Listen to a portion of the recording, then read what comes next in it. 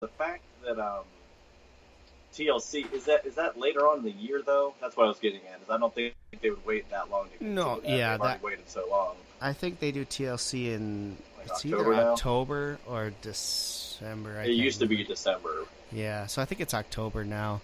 Um, no, October is elimination. No, no. I mean, I don't know. I think yeah, it is TLC because I think that's the one where Kurt Angle subbed this last year, and that was in Minnesota. Oh yeah, very So interesting. yeah, I mean, I don't think they're gonna wait that long to finish this feud. I mean, I would have thought they would have finished it out at SummerSlam, but again, Last Man Standing.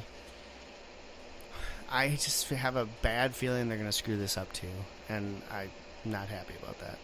I'm not worried if the finish is screwed up. I could really care less as long as the match delivers. But it's just been a letdown of the match, regardless of the finish. The last couple of times, the only real good match they had was on SmackDown, if I'm I not know, mistaken. right? So I mean, it's a really a crapshoot whether you what kind of match you're going to get, regardless of outcome. I could care less. Is that they're going to get to a point, and there's a certain point they're trying to get to. That's fine, but make the in-ring work worth it. These guys are top of the game. Yeah, I can't believe that we spent all this time giving our crappy finishes to matches, only to give a clean finish to. I mean, and it wasn't like exactly clean, but it was clean finish to a match on a free TV show instead of waiting to pay per view for that. That blows my mind still to this day. But that's what they did, and that's just how it goes. That's absolutely nuts. Anyway, yeah. So I'm curious to see how the Last Man Standing turns out. I hope we can get an outstanding match and just have it make sense to have them just have two men on the mat for a 10 count. I agree. I just don't see it pulling off that way. And I don't know how much more of these guys fighting crappy matches I can stand, because we both know that they can they can have great matches. We both know that it's possible.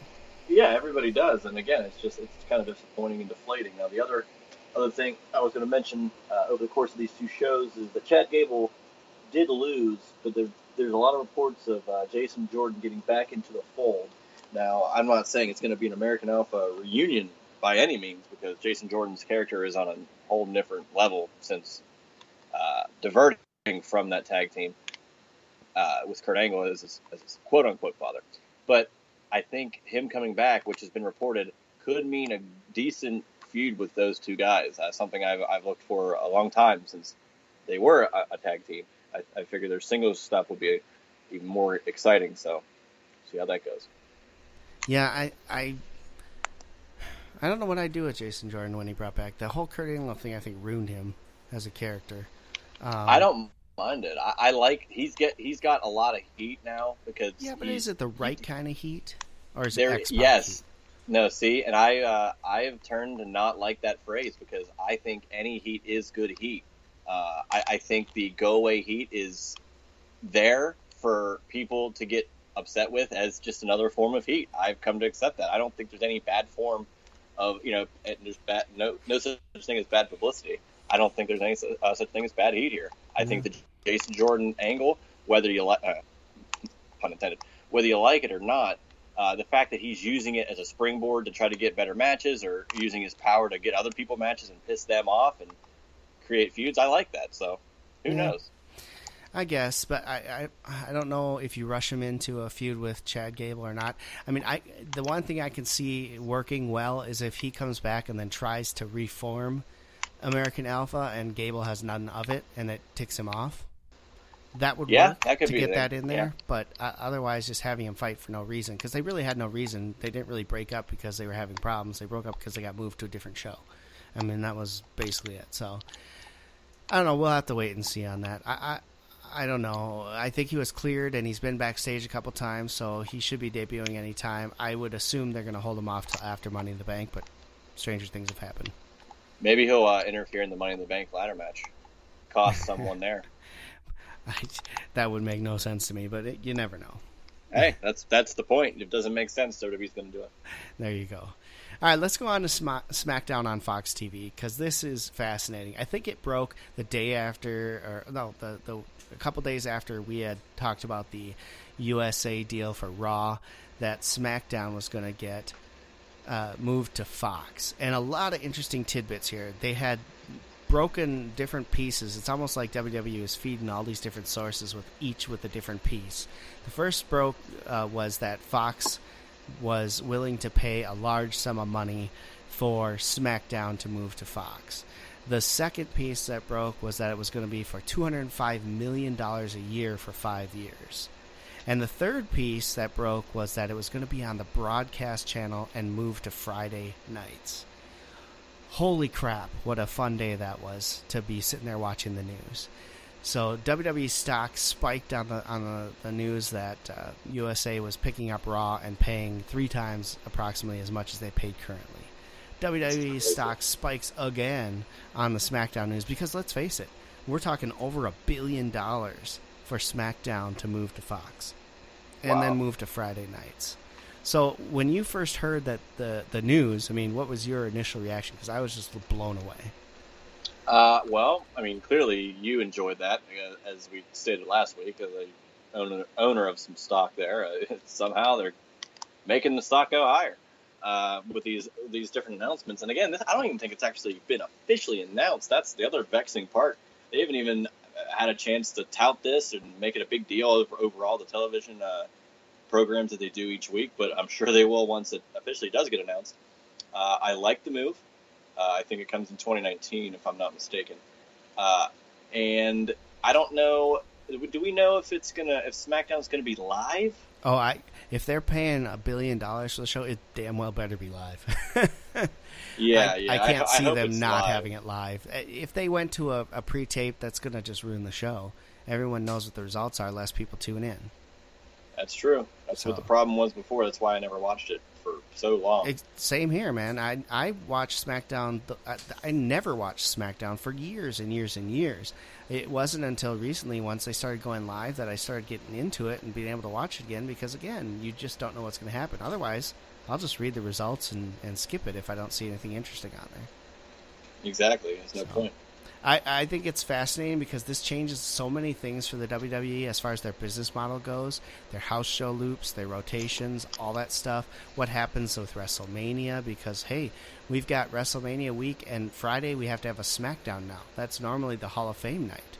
So what do we do now with the Hall of Fame? Do we move it to Saturday afternoon, Sunday afternoon? Do we move it to Thursday?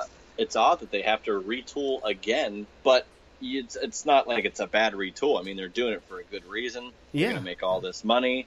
They gotta restructure things. But again, I don't think, for that price, I don't think it's that big a deal. I think WWE will find a way and they'll make it work out regardless. Yeah, I think so too. And I think the best part for them is that, they've been blocking the arenas in the WrestleMania area on Mondays and Tuesdays anyway, and many times on Friday and Saturday as well. But now they can just do Friday, Saturday at the arena, go to the big stadium for WrestleMania on Sunday, and go to Raw on Monday. And it doesn't hurt them that bad that way. So I'll be curious to see what their schedule turns into, because I believe currently the SmackDown schedule is house shows Saturday, Sunday, Monday, SmackDown on Tuesday, and then off Wednesday, Thursday, Friday. So I'll be curious to see what that changes to now. But I think it's an exciting thing for SmackDown, especially being on the broadcast channel that offers you up to many, many more viewers than you ever had on any of the cable channels.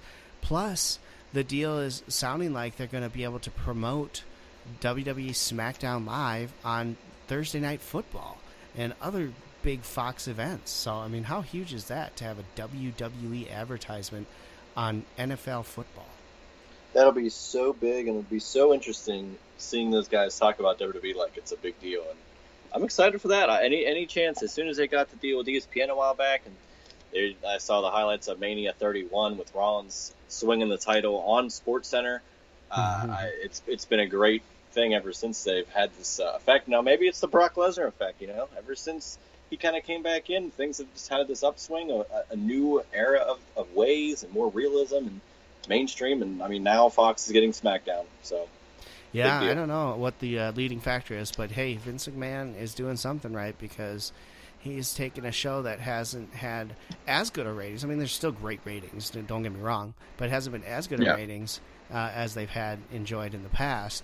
And he's, basically tripled or quadrupled the amount of money he's getting for them based on the last contract that they negotiated. I mean, that's impressive and insane. So, very big news for WWE, especially once they announced that both these deals are done. We're talking over $2 billion on TV rights. That just blows my freaking mind. That's wild stuff. Yeah, so pretty awesome. That's a lot of money.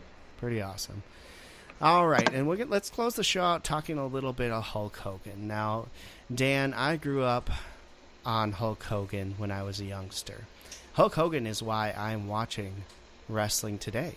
1986, one of my fondest memories was getting told by my mom to come out to the TV because Hulk Hogan was on TV and you had to watch.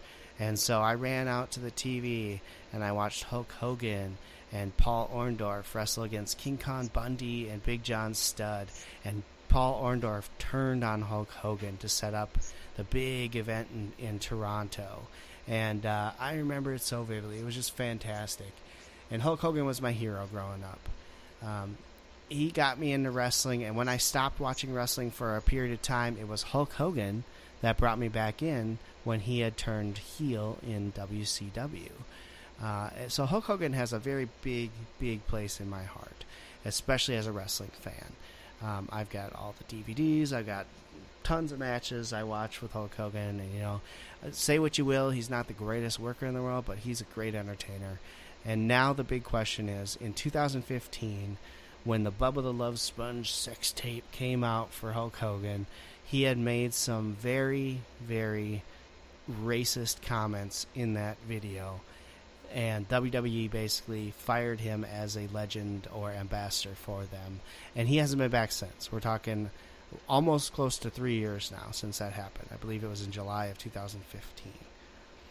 Has it been enough time for WWE to be able to welcome Hulk Hogan back? Now, that being said, there's no doubt in my mind that Vince McMahon would bring Hulk Hogan back in a heartbeat. The thing holding them back is the fact that they're a publicly traded company now. So, is it time to bring Hulk Hogan back into the WWE?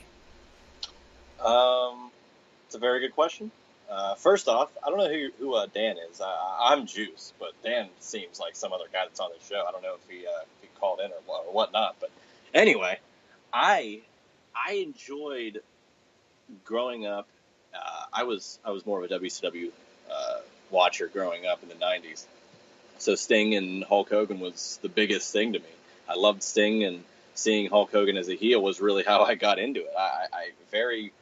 I brief memories of Hogan as a face, as me being alive in general, because I'm born in 1993. So any stuff is that late WWF run, early WCW run, I really don't remember much from it at all. But once he turned heel, and once he and Sting had their big, terrible match at Starrcade '97, all that just locked me in. It was real, and it was the NWO was a huge deal. So it's kind of interesting how you said he brought you in at the start as a face, and then he kind of brought you back as the heel. I never even had Hulk Hogan as a face really to grow up on. So you were born when he left the wrestling world for a long time. Yeah, I grew up with other guys to look up to, like Sting, and I liked Ric Flair, and it was just other guys.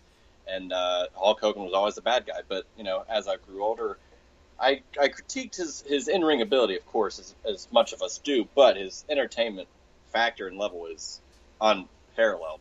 And John Cena is probably the closest we will get to a Hulk Hogan type character, being so useful as an ambassador. Well, not now, but ambassador for the product, always putting the WWE or the company he's with first and giving them as much as he can, drawing so much money. And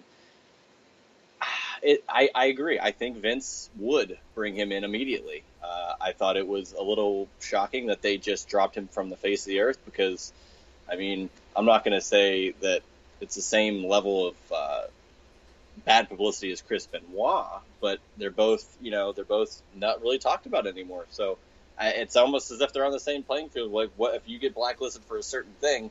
It's kind of like all the same. You get blacklisted, you're blacklisted. Yeah. So I don't know.